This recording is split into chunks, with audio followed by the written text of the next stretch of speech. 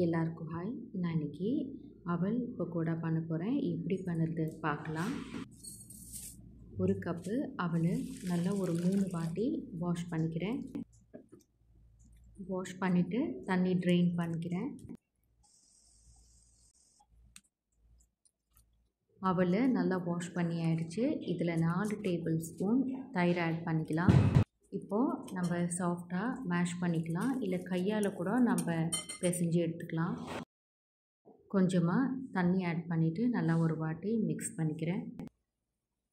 2 வெங்காயம், ஒரு உருளைக்கிழங்கு துருவி எடுத்துருக்கிறது, அரை டீஸ்பூன் இஞ்சி பேஸ்ட்டு, ஒரு பச்சை மிளகாய், கொத்தமல்லி வாஷ் பண்ணி கட் பண்ணது, கருவேப்பிலை, 4 டேபிள் ஸ்பூன் கடலை மாவு, அரை டீஸ்பூன் மஞ்சள் தூள், அரை டீஸ்பூன் சீரகம், அரை டீஸ்பூன் கரம் மசாலா, அரை டீஸ்பூன் மல்லித்தூள், தேவையான அளவுக்கு உப்பு, கொஞ்சமாக கடுகும் எள்ளும், 2 டேபிள் ஸ்பூன் எண்ணெய் அளவுக்கு நம்ம தாளிச்சிட்டு இதில் ஆட் பண்ணிக்கலாம்.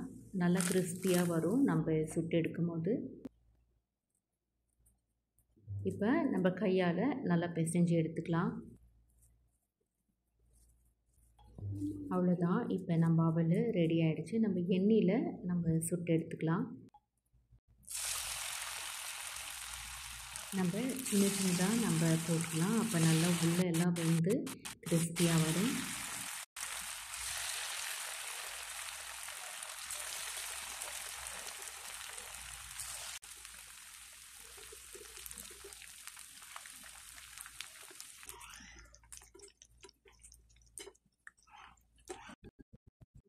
இப்போது ஒரு பிளேட்டில் மாற்றிக்கிறேன்.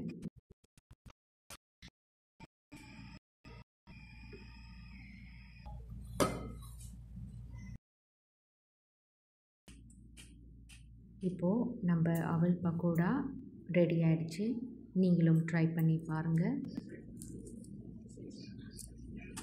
இந்த வீடியோ உங்களுக்கு பிடிச்சிருந்தா லைக் பண்ணுங்கள், ஷேர் பண்ணுங்கள், கமெண்ட் பண்ணுங்கள், சப்ஸ்கிரைப் பண்ணுங்கள். தேங்க்யூ.